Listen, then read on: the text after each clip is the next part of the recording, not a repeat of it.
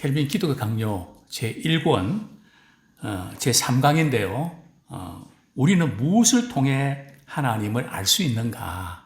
그래서 제가 교화는 들었지만 이렇게 지금 점심 식사하시고 많이 졸리는 시간이거든요. 그래서 그냥 저 얼굴만 뚫어지게 보시고 또 필요할 때 이 부분 같이 읽읍시다 할 때 그때만 읽으시면 됩니다. 지금은 이렇게 고개 숙이면 잠이 저절로 오는 시간이거든요.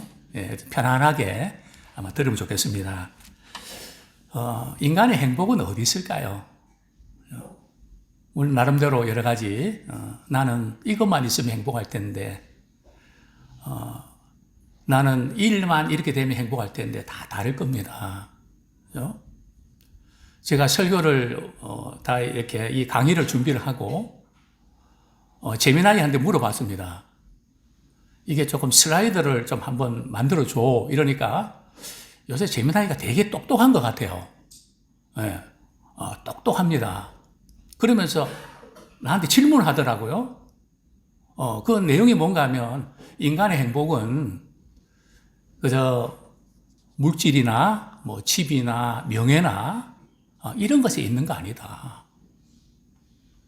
그러니까 재미나게 놀래갖고 말이죠. 그러면 그런 것은 행복이 아니라는 말입니까? 거기에 대해서 답변해 주십시오. 그래서 제가 뭐라고 이야기하겠습니까? 재미나이야, 너 참 재밌구나. 좋은 질문이다. 내가 말하는 이 행복은 이런 것들이 행복이 아니라는 게 아니고 이런 행복은 한계가 있다. 그죠? 행복한 것 같지만 늘 아쉽고 늘 허전하다. 내가 말하는 이 행복이 아니라는 것은 하나님 안에서만 하나님과의 관계 안에서 행복이 진짜 행복이다. 내가 그걸 말하고 싶은 거다. 그러니까 그렇군요. 참 깊은 통찰력을 주셔서 감사합니다. 참 어쨌든 재미있는 시간들을 재미나이와 함께 보냈는데요.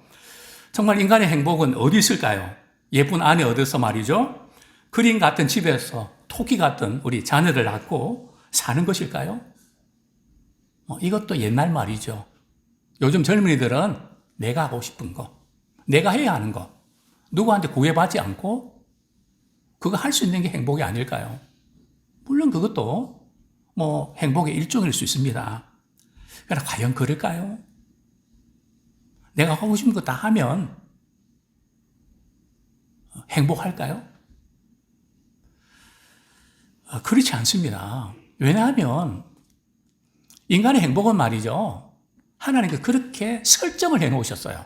세팅을 해 놓으셨습니다. 어떻게 해요? 인간의 행복은 누구를 알아야 행복하다고요?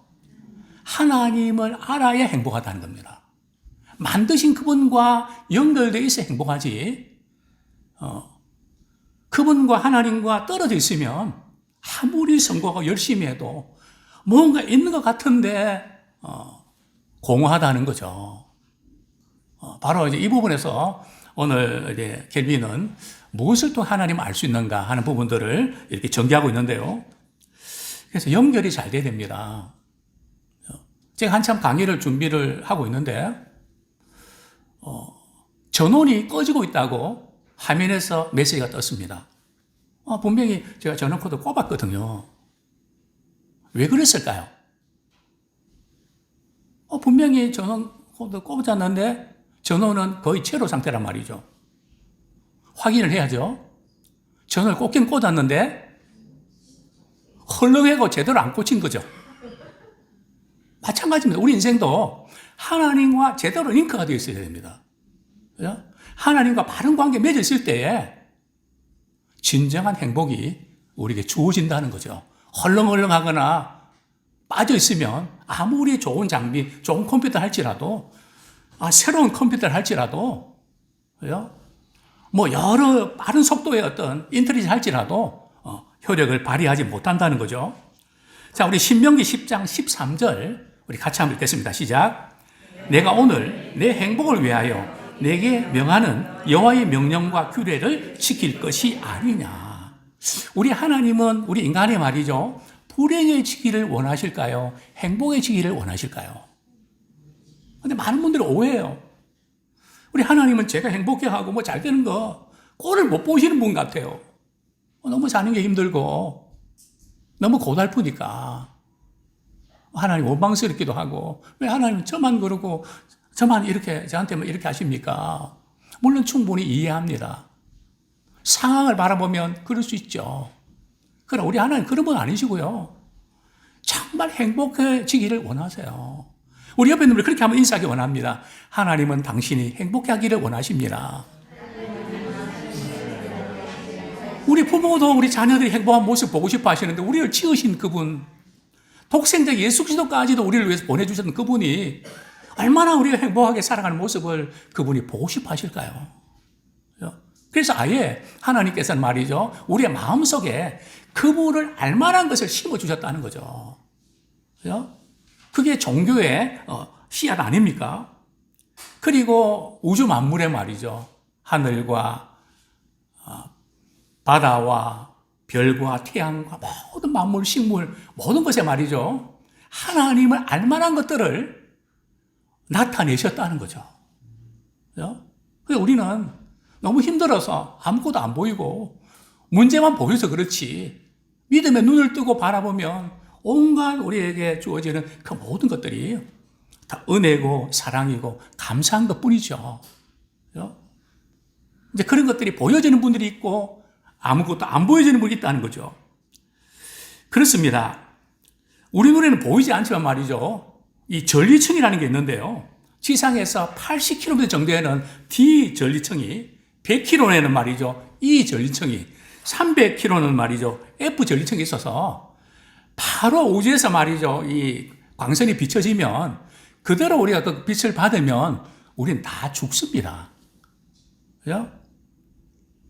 해로운 그 모든 걸 다 필터링해서 말이죠, 다 가려서 직접 우리에게 닿지 못하도록 하나님이 보호해 주시고 지켜주셔서 우리 하루하루를 이렇게 살아갈 수 있는 것이죠.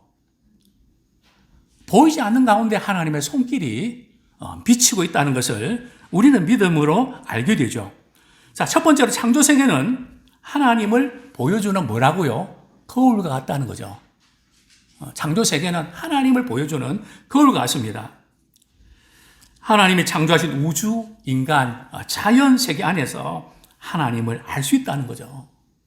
우리 하나님은 하늘과 땅을 붙들고 계세요. 저는 그러면서 이런 걱정한 적이 있습니다. 내가 지금 이 땅을 이렇게 밟고 어디를 가는데 땅이 꺼지면 어떡하지? 얼마 전에 중국에 말이죠, 땅이 꺼져갖고 그냥 매몰당하는 어이없는 그런 것들을 우리 보지 않습니까? 그 땅이 그냥 꺼져버리는. 이 유지될 수 있는 것은 하나님께서 붙들고 계신다는 거죠. 뿐만 아니라 하나님께 천둥으로 말이죠, 하늘을 막 흔듭니다. 천둥 치는 거 얼마나 무섭습니까? 또 그리고 번개로 말이죠, 밝히죠. 우리가 너무 무서워할까봐 번개를 뻗짝 하면서 말이죠, 밝혀주는. 그뿐입니까? 폭풍으로 공기를 정화시킵니다. 참 폭풍 이렇게 불어닥치는 거, 사라오 말이죠. 제가 부산에 있을 때 그 센 바람들 말이죠. 참 엄청난 그 바람의 위력, 그것이 때로는 그 농작물도 해치기는 하지만 우주의 질서를 말이죠, 바로잡는, 공기가 깨끗하게 만드는 우주의 질서를 말이죠, 바다도 그렇고 그 모든 것들을 이렇게 다시 바꿔놓는 그런 역할을 하죠. 그 다음에 노하는 바다의 파도. 파도가 말이 밀려올 때에 얼마나 무섭습니까? 근데 하나님께서 파도의 그 높이까지도 정해놓으셨다는 거죠. 그죠? 저는 성경 컨퍼런스를 이제 가고 그럴 때 저기 속초 거진 어디에 말이죠, 숙소가 있어서 숙소에서 자려고 그러면 파도 소리가 들립니다. 성경에 보면 말이죠, 파도 소리가 하나님의 음성 같다, 그렇게 말씀하고 있거든요. 하나님께서 뭐라고 우리에게 말씀하고 싶어 하신 것 같다. 그 모든 우주 만물의 모든 것들이 우리 하나님께서 우리에게 말씀하시는 그런 사인으로 우리가 보게 되죠. 하나님의 능력은 영원하고 또 만물을 지으신 하나님은 영원하십니다. 또 그분 자체도 영원하신 분이고요. 정말 모든 것이 잠시 끝나는데 영원하신 하나님이 계시니까, 그 자리에 계시니까 모든 사람들은 변하잖아요. 환경도 변하잖아요. 또 나이에 따라서 변하잖아요. 이제 이사해서 말이죠. 이제 좀 적응하려고 애를 쓰는데 홈플러스를 갔습니다. 홈플러스 사태 아시죠? 그러니까 이제 이런 프랜카드 걸려 있더라고요. 홈플러스가 이제 이렇게 여러 가지 운영이 어려우니까 고별 세일. 근데 고별하니까 제가 마음이 좀 찡하더라고요. 울 뻔했습니다. 고별 세일. 이 지금 회장과 말이죠. 이분들이 이렇게 세일 가격으로 내놓을 때에 그 마음이 어떨까? 좀 생각하면서 마음이 좀 찡한, 또 고별 그러니까 더 찡했던 그런 기억이 납니다. 모든 것들은 잠시 있다가 이제 사라지는데, 그래서 우리는 우리 하나님 영원하신 분이다. 이 자체가 얼마나 우리에게 소망과 힘을 주는지 모릅니다. 우리 박스에 있는 부분들 제가 읽어드립니다. 창조, 그 다음에요. 어거스틴은 이 부분 조금 짚고 넘어가죠. 모든 죄가 당장 벌을 받는다면 우리는 장래에 심판이 없을 것이다. 이게 무슨 의미인가 말이죠. 그런 분들 있죠. 우리 하나님은 이렇게 세상에 돌아가는데 왜 그냥 두시고 그냥 두신지 모르겠다고. 하나님 계신다면 왜 그렇게 가만히 두는지 모르겠다고. 왜 그런지 아세요? 하나님 몰라서 그만두실까요? 그때 심판하시면 어떻게 될까요? 최후의 심판날에 심판할 게 없잖아요. 장래에 심판할 것을 그대로 남겨두신 겁니다. 하나님 몰라서가 아니에요. 오래 참고 기다리시는 거죠. 돌아오기를 기다리시는 거죠. 몰라서가 아니라는 겁니다. 또 뿐만 아니라 말이죠.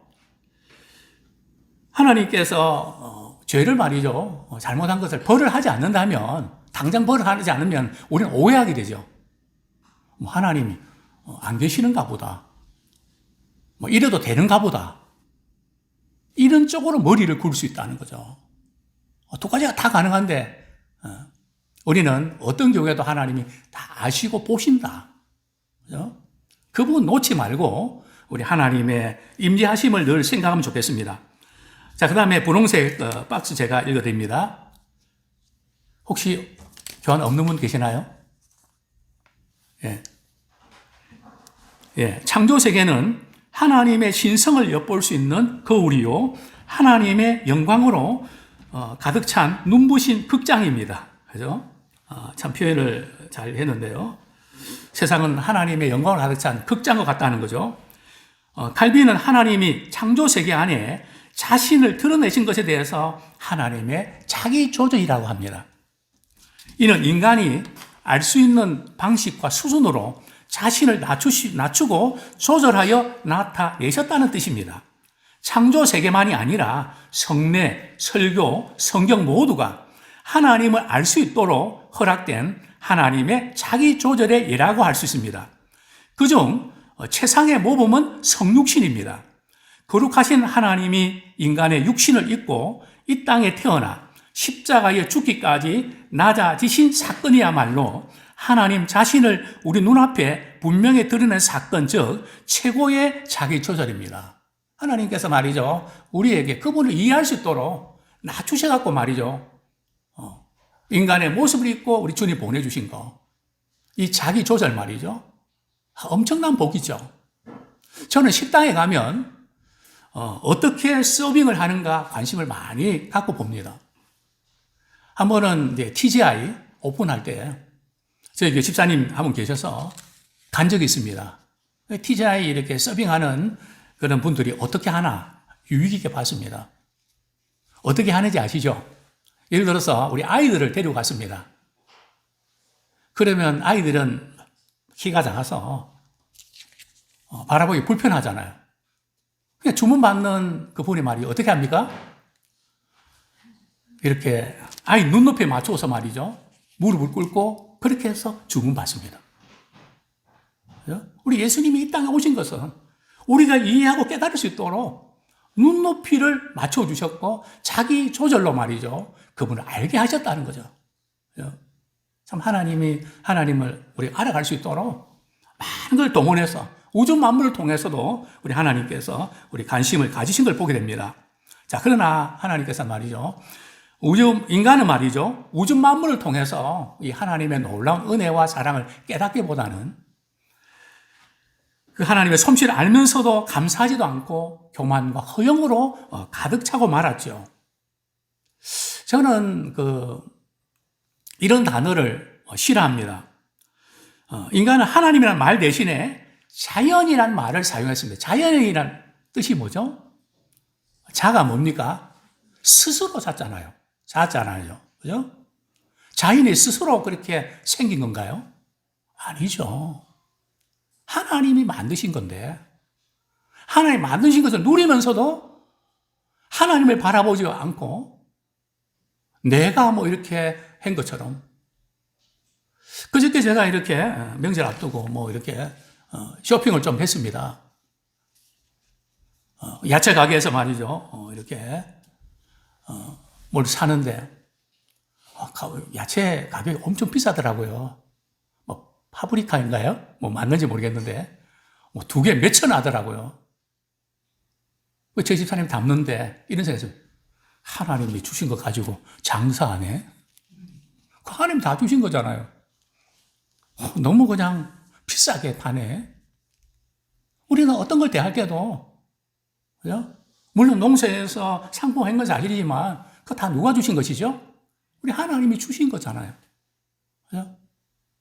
그러면 이것을 주신 그분을 사랑하고 섬기기보다는 그죠? 얼마나 많이 남기고 얼마나 잘 되는가. 여기에만 우리는 관심을 갖고 있다는 거죠. 아예 하나님이 주시는 그 은혜에 대해서 눈을 감고 말이죠. 안 보려고 하는 그런 격이 되고 마는 거죠. 그래서 하나님의 작품 인간과 우주 만물에만 관심을 둔다는 거죠. 그것을 주신 그분을 봐야 되는데 뭐 이런 거 아닐까요? 어떤 아버지가 말이죠. 아이들이 좋아하는 과자를 봉다리에 담아서 이렇게 집으로 들어갔습니다. 우리 아이들은 뭘 볼까요? 아버지를 볼까요? 봉다리를 볼까요? 우리는 뭘 봅니까? 하나님을 바라보십니까? 하나님이 나한테 뭘 주시는가? 봉다리만 봅니까? 물론 2개 다 보시겠죠. 우리 옆에 있는 그렇게 한번 인사하실까요? 당신은 뭘 보십니까? 봉다리입니까? 하나님이십니까? 정말 이렇게 봉다리도 물론 뭐 사왔는가 우리가 궁금하죠. 그러나 그것을 사주신 그 아버님의 사랑, 어머님의 사랑, 우리 그거를 봐야 되잖아요. 자, 2번째로 자연을 통해 하나님을 온전히 알 수 있을까요? 자연 속에 분명히 하나님을 알만한 것들이 심어두셨다고 그러는데 자연을 통해서 하나님을 제대로 알 수 있는 걸까요? 분명히 하나님은 그렇게 볼 수 있도록 만들어주셨어요. 근데 문제는 말이죠. 인간이 범죄함으로 눈이 가리워졌죠. 그죠? 눈에 뭔가를 가리고 말이죠. 보면 보일까요? 안 보이죠. 제가 이전에 우리 노예에서 성지순례 갔을 때에 독일에 마틴 루터가 종교개했던 그 곳에 가서 말이죠. 설교를 했는데 그때 재밌는 것을 봤습니다. 마틴 루터의 눈에 말이죠. 수건이 감겨져 있는 겁니다. 못 본다는 거죠. 우리 인간이 바로 그런 모습이죠. 마치 이 세상은 불 꺼진 극장 안에 있는 관객. 그죠? 극장에 이제 불이 꺼지면 그죠? 아무것도 안 보이죠. 그죠? 왜 하나님도 보이지 않고 아무것도 안 보이는 그런 삶을 산다는 거죠. 분명히 칼빈은 하나님을 알 수 있는 길이 이 창조세계에 있다는 거죠. 그러나 타락한 인간은 말이죠. 미신과 혼동의 사례 앞에서 하나님을 보지를 못한다는 거죠. 그래서 켈빈이 이렇게 말합니다. 그런 타락한 인간을 미궁이라 그럽니다. 입구가 어딘지 출구가 어딘지 뭐가 뭔지를 볼 수 없다는 거죠. 그래서 하나님을 제대로 알 수가 없다는 거죠. 어떻게 그러면 이 미국에서 벗어나서 하나님을 알아갈 수 있을까요? 켈빈은 이렇게 말합니다. 보이지 않는 신성이 창조 세계 안에 나타났긴 했지만 믿음을 통한 하나님의 내적 계시로 조명되지 않는 한 우리에게는 이것을 볼 수 있는 눈이 없습니다. 하나님께서 우리 내면 세계에 말이죠. 빛을 비춰주셔야, 즉 은혜를 부어주셔야 믿음의 눈을 뜨게 해주셔야만 알게 돼 있다는 거죠. 교회를 아무리 오래 다니고 믿음처럼 오래 해도 믿음의 눈으로 보는 사람이 있고 아무것도 안 보이는 분이 있습니다. 그죠? 믿음의 세계에 눈이 뜨여지는 이것은 바로 하나님 내적 계시가 필요하다는 거죠.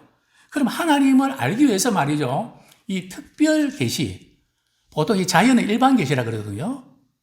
특별 계시는 뭘까요? 바로 성경입니다.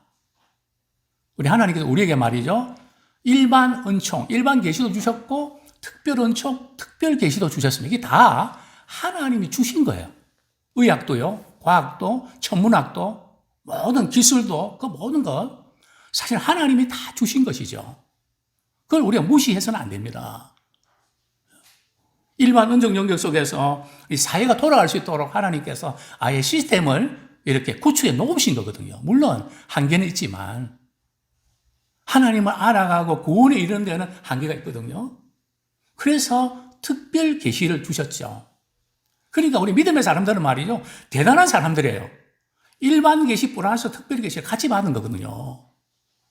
이게 아무나 받을 수 있는 게 아니거든요. 믿음의 눈이 뜨여진다는 거, 이거 자체가 최고의 복인 줄로 믿습니다. 그래서 우리 인간은 말이죠. 우리 본성 자체가 타락했기 때문에 말이죠. 그대로 두면 어디로 갈까요?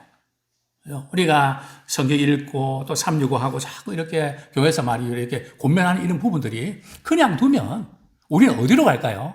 하나님을 향하여 갈까요? 하나님을 등지고 살아갈까요? 우리는 하나님을 등지고 살아가고 결국은 허무한 것에 굴복하는 그런 인생이 되고 마는 거죠.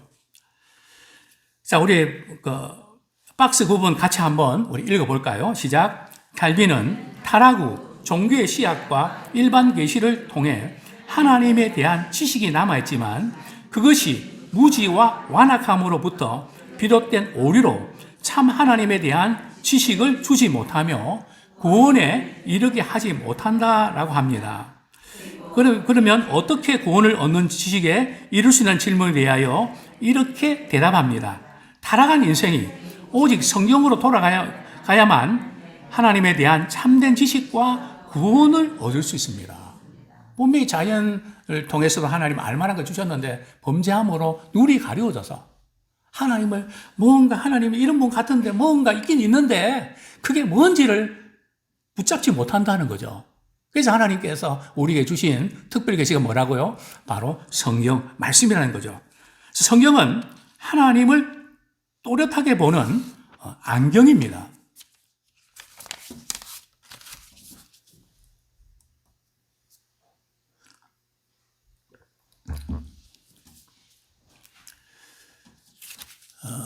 칼빈은 말이죠. 우리 하나님을 알기 위해서는 두 가지가 필요한 것을 이야기하고 있죠. 우리 창조세계는 무언의 교사다. 창조세계를 통해서 뭔가 하나님이 어떤 분이신지를 더더욱 찾을 수 있는, 말은 하지 않지만 무언가 있다. 이런 것들을 우리 알려주지만 더 분명하게 알려주는 것은 특별 은사인 뭐라고요? 성경이다. 오늘 우리가 시편 19편 읽었는데요. 우리 1절, 7절 같이 한번 읽겠습니다. 시작. 하늘이 하나님의 영광을 선포하고 궁창이 그의 손으로 하신 일을 나타내는도다. 여호와의 율법은 완전하여 영혼을 소성시키며 여호와의 증거는 확실하여 우두는 자를 지혜롭게 하며. 자, 시편 19편 1절부터 6절까지는 말이죠. 자연 세계를 통해서 하나님이 자신을 나타내신 것을 이렇게 언급하고 있죠. 곧 이어서 바로 율법은 우리의 영혼을 소성케 하며, 그죠? 하나님을 우리가 더 분명히 알 수 있는 것은 바로 성경 말씀을 통해서 우리가 분명하게 알 수 있다는 거죠. 그렇습니다. 우리가 교회는 다니지만, 예배는 드리지만, 우리 하나님의 말씀을 우리가 알지 못하면 우리의 신앙 지식이 희미하죠. 우리 삶은 말이죠. 확신 안에 거하지 아니하면 삶으로 안 옮겨집니다. 확실히 알 때에 또 설득될 때에 행동으로 옮겨지는 거죠. 그래서 우리는 특별 계시인 성경을 통해서만 우리 하나님은 어떤 분이시라고요? 창조주시고 그분은 우리의 구속자가 되신다. 우리를 구원하신 분이라는 거죠. 우리 하나님이 창조하셨고 또 하나님이 우리를 죄악 가운데 구원해 주셨다. 이 두 가지만 우리 확실히 알면 우리 인생을 행복하게 살아갈 수 있죠. 내가 누군지 하나님과의 관계 속에서 살아가게 되고 죄 때문에 불행하고 힘든 그 삶을 살아가면서 그래서 주님이 날 위하여 십자가 지셨구나. 그리고 나를 죄악 가운데서 구원해 주셨구나. 그 은혜를 깨달을 때에 우리는 복된 인생을 우리 살아가게 되죠. 근데 성경에 보면 구약 시대에 말이죠. 선지자들과 믿음의 사람들은 하나님을 어떻게 알았을까요? 우리 잘 아는 대로 요셉도 그렇고 말이죠. 요셉은 꿈의 대가 아닙니까? 꿈을 통해서 하나님이 일하신 것을 경험하게 됐죠. 물론 구약시대에도 하나님 말씀하셨습니다. 뿐만 아니라 사건을 통해서도 하나님 말씀하세요. 제가 이전에 그런 말씀 드린 적이 있습니다. 우리가 어떤 사고를 이렇게 당했을 때 그때 하나님이 주시는 메시지를 꼭 붙잡으셔야 돼요. 이전에 역삼동에 어떤 집사님이 오토바이 타고 가시다가 버스랑 부딪혔습니다. 자기는 죽는 줄 알았다는 겁니다. 그죠? 버스와 딱 부딪히는 데만 불현듯 말이죠. 하나님께서 자신에게 뭔가를 생각나게 해주셨다는 거죠. 너 앞으로 계속 그렇게 살면 안 돼. 그렇게 살다 큰일 나. 우리도 그런 사인들을 많이 받지 않습니까? 그래도 그냥 사는 게 어떻게 할 수 없었어. 해오던 것 때문에 그렇게 살아가면서 이러면 안 되는데 하면서 뻥 터지는 그런 삶들을 우리도 많이 겪지 않습니까? 그때 분명히 하나님께서 너 그렇게 살면 안 된다고 말씀해 주셨대요. 제가 그 집사님 그랬습니다. 집사님. 그 부분들을 생생히 기록하시고 교훈으로 삼으셔야지 터닝 포인트로 삼으셔야 됩니다. 살다 보면 다 그런 일이지 하고 또 그냥 또 넘겨버려. 그러면 계속 우리의 삶이 꼬입니다. 계속 우리의 삶이 힘들어집니다. 구약시대는 그랬는데 신약시대에는 어떻게 하셨을까요? 우리 히브리서 1장 1절 2절 우리 같이 읽겠습니다. 시작. 옛적에 선지자를 통하여 여러 부분과 여러 모양으로 우리 조상들에게 말씀하신 하나님이 이 모든 날 마지막에는 아들을 통하여 우리에게 말씀하셨으니. 아들이 누굽니까? 예수 그리스도를 통해서 이 마지막 시대, 신약 시대에 우리에게 말씀으로 이제 완성하셨다는 거죠. 이제 켈빈은 기독교 학류의 1권 6장에서 9장까지 말이죠. 성경을 다루고 있습니다. 거기서 특별히 강조하는 것이 성경과 성령의 관계인데요. 우리가 그 부분을 많이 우리가 배워서 알고 있습니다. 성경 66권을 말이죠. 교회 회의에서 결정했거든요. 그러니까 이 성경을 사람이 결정했으니까 이게 성경 자체가 뭔가 이렇게 좀 불완전하지 않나. 이것을 로마 카톨릭은 이렇게 강조를 합니다. 성경의 권위를 말이죠. 누가 결정해 준다고요? 교회가 결정해 준다는 거죠. 교회가 성경을 만들어낸 것이기 때문에 사람들은 이렇게 교회도 잘못될 수 있지 않습니까? 성경도 잘못될 수 있지 않습니까? 하는 착각을 하게 되는 거죠. 그러나 진리는 말이죠. 교회나 사람의 이성적 판단에 의해서 결정되는 문제가 아니고요.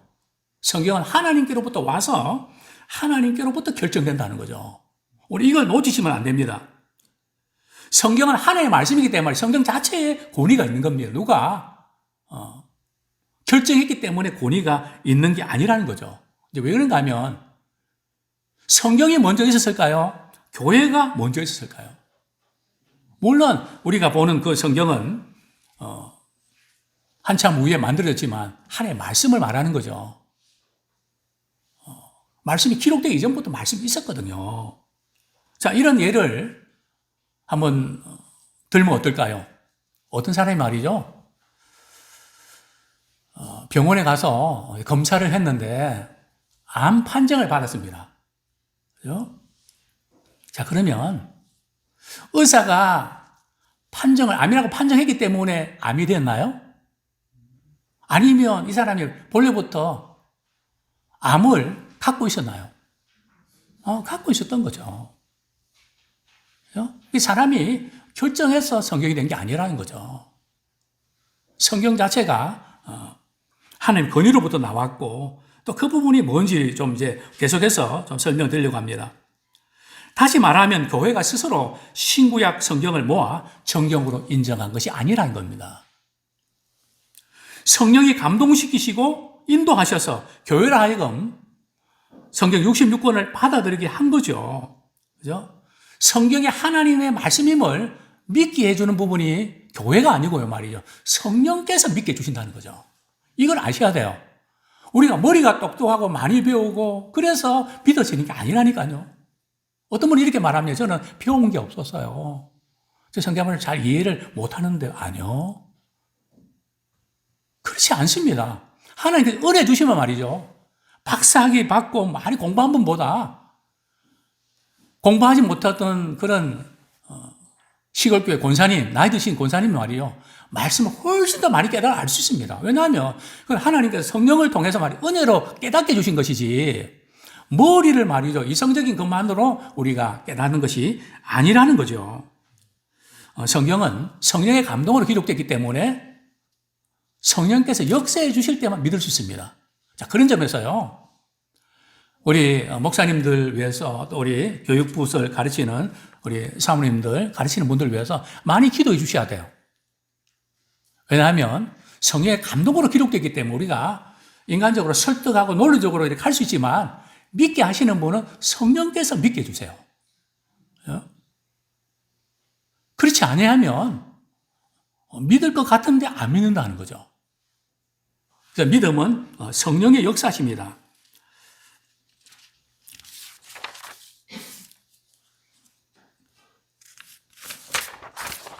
예, 성령이 그렇습니다. 성경의 권위를 확정하는 주체는 교회가 아니라 누구라고요? 성령입니다. 성경의 진리를 확정하는 것은 교회가 아니라 하나님의 성령입니다. 그래서 이 성경과 성령은 같이 가야 돼요. 어떤 분들은 말이죠. 목사님, 저는 기도하면서 응답받고 그냥 체험하고 그것만 믿지. 꼭 하나님 말씀 복잡하고 힘든데 그거 꼭 말씀 배우고 그래야 되나요? 말씀이 잘 들어가지 않아요. 이런 사람들을 광신주의라 그러죠. 그리고 또 이런 분들이 말이죠. 어디 기도원 가서 은혜 받았습니다. 목사님, 제가 지금까지 신앙생활 한 번도 들어보지도 못한 말씀 들었습니다. 그래서 제가 하도 놀래갖고 말이죠. 그 말씀 어떤 말씀이세요? 그래 물어보면 특별한 말씀일까요? 평소에 담임 목사님을 통해서 수없이 많이 말씀했던 그 말씀들이 그때는 마음에 와닿지 않았는데 갈등하고 힘든 상황 가운데 그 순간에 말이죠. 마음의 눈이 열리니까 은혜로 와닿는 거죠. 즉 성령의 역사 힘을 통해서 깨달아지는 그런 것이죠. 뿐만 아니라 우리는 성령의 역사가 없이 우리가 성경 지식만 많이 하면 그건 죽은 문제가 돼요.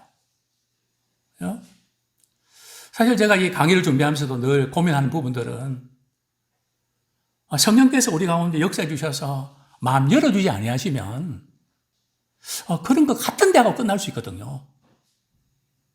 우리 신앙은 그런 것 같은 데가 아니라 바로 그거야 하고 발견하기를 원합니다. 신받다 하는 것처럼 말이죠.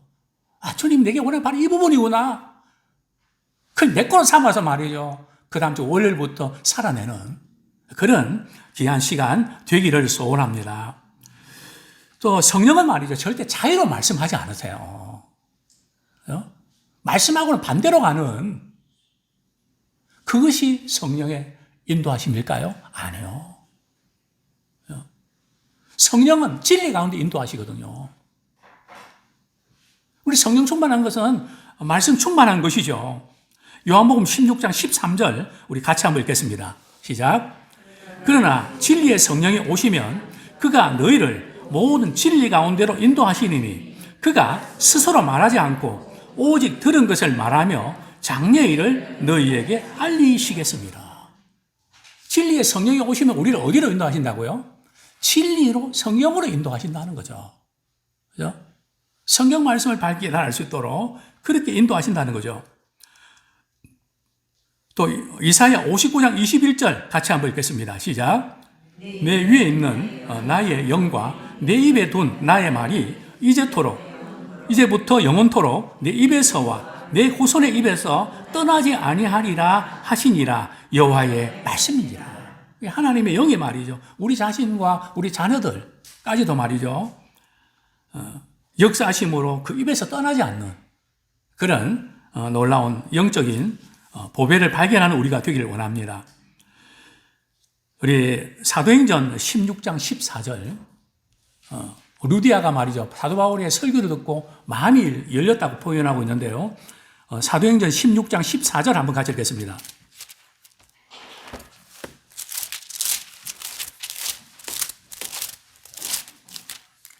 어, 16장 우리 14절 같이 읽겠습니다. 시작. 두아디라시에 있는 사색 옷감 장사로서 하나님을 섬기는 루디아라 하는 한 여자가 말을 듣고 있을 때에 주께서 그 마음을 열어 바울의 말을 따르게 하신지라. 자, 누가 마음을 열어주셨다고요? 주님께서 마음을 열어주셨다는 거죠. 마음이 열려야 주님이 주신 말씀을 따르게 되어 있습니다. 이 마음의 눈이 열리는. 우리가 잘 아는 대로 엠마오로 갔던 두 제자가 말이죠. 부활하신 예수님 만나서 이런저런 대화를 나누면서도 예수님인지 몰라봤죠.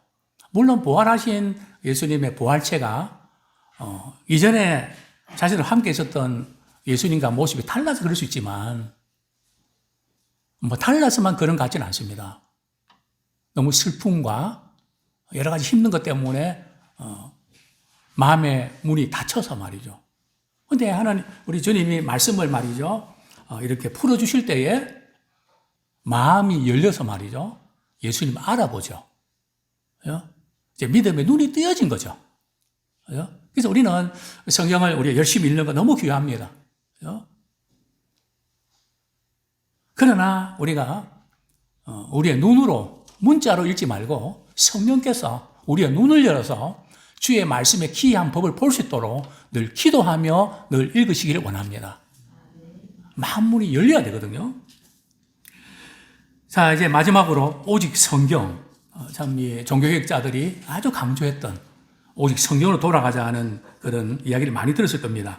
성경은 종교개혁의 심장입니다. 하나님의 말씀에서 우리는 하나님을 아는 지식을 얻으며 하나님의 은혜, 사랑, 공의, 진리를 배웁니다. 성경이 없이 말이죠. 우리가 신앙생활 한다면, 이렇게 사상 누각에 불과하고 허상이라는 거죠. 그래서 무엇보다도 금년에 성경 전체를 한번 쭉 읽어 가십시오. 조금 힘들고 어려워도 이 전체를 모르면 말이죠. 우리가 말씀을 듣는 실력이 뭔가 하면 우리가 목사님이 이제 말씀을 전하실 때 말이죠. 내가 알고 있는 어떤 말씀이 그 말씀과 연결되는 이 연결이 되면 말씀에 눈이 뜨진 사람이거든요. 그 말씀이 그 말씀이구나. 성령께서 우리가 말씀 들을 때에 말씀과 말씀을 연결시켜 주세요. 그걸 깨닫게 해주시죠. 그죠? 그러려 그러면 우리는 스토리들을 우리가 알고, 그죠? 잊지 아니하면 연결이 잘 안 되는 것을 우리는 보게 되죠. 종교학자의 근본으로 돌아갈 때의 근본은 바로 오직 성경을 말하는 거죠.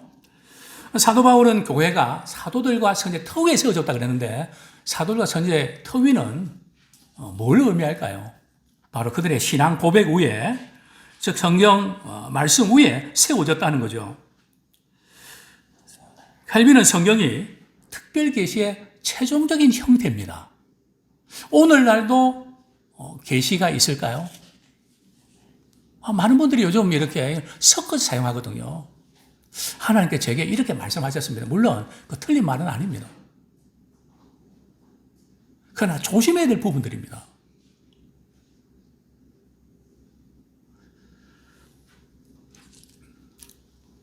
또 나는 이 계시를 받았다고. 어떤 분은 꿈을 너무 믿어갖고 말이죠. 물론 우리가 꿈을 무시 안 합니다. 분명히 사연 있는 꿈이 있거든요. 그러나 꿈을 해석할 줄 알아야죠. 그래서 오히려 교회에 덕을 끼치지 못하고 문제를 야기시키는. 그래서 항상 우리는 어떤 것이든 진리의 말씀으로 조명받아서 분별할 줄 아는 그런 지혜가 필요합니다. 이단인지 아닌지 어떻게 아시는지 아세요? 누가 와서 뭐 좀 신앙에 대한 이야기 하겠다 할 때 성경 말고 말이죠. 무슨 다른 쪽지 뭐 다른 그 갖고 오면 그 이단이죠. 왜요? 그 계시받은 거거든요. 통일교의 원리 강요라든지 뭐 파수대라든지 뭐 이상한 거 말이야 들고 이렇게 오면 아직도 계시가 있다는 거죠. 성경 66으로 계시는 끝나서 물론 지금도 하나님께서 우리에게 여러 방면으로 그분이 우리에게 소원을 주시고 행하시죠. 그걸 무시하는 거 아닙니다. 그러나 계시록의 성경은 신구의 66권으로 끝난 거죠. 자, 벨기에 신앙 고백서 소개드립니다. 성경의 권위를 교회가 전수했기 때문이 아니라 성령의 증언 때문에 받아들인다고 설명하는데요. 그래서 우리는 성경에 있는 모든 것들을 믿습니다. 그 이유는 교회가 그것들을 승인하고 받아들였기 때문이 아니라 성령이 우리 마음속에서 그것들이 하나님으로부터 온 것임을 증언하기 때문에 그렇습니다. 자, 마지막 부분 같이 한번 읽어볼까요? 시작.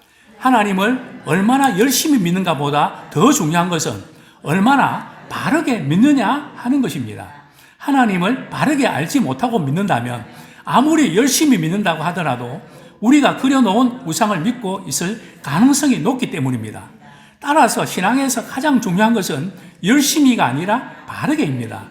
하나님을 바르게 믿는 기준이 되는 것이 성경입니다. 그래서 우리가 열심히 믿는 거 귀한 일인데요. 그거 못지않게 우리 바르게 믿어야 돼요. 이제 명절을 앞두고 좀 이렇게 제가 권면의 말씀을 좀 드리고 싶은데요. 이제 우리 아이들이 찾아오는 분들도 있고 우리가 가는 분들도 있을 겁니다. 그럴 때 말이죠.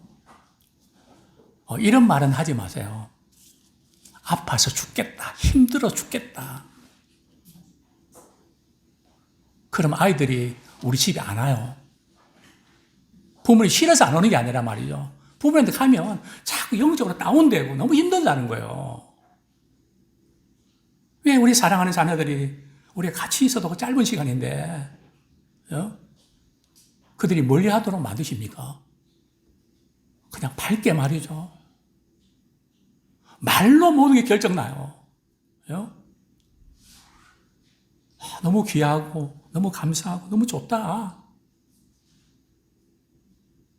그러면 우리 자녀들이 말이죠. 그 이야기 듣고 힘이 나요. 자꾸 가까이 가고 싶다고요. 아시겠죠? 정말 좋은 시간, 행복한 시간 됐으면 좋겠습니다.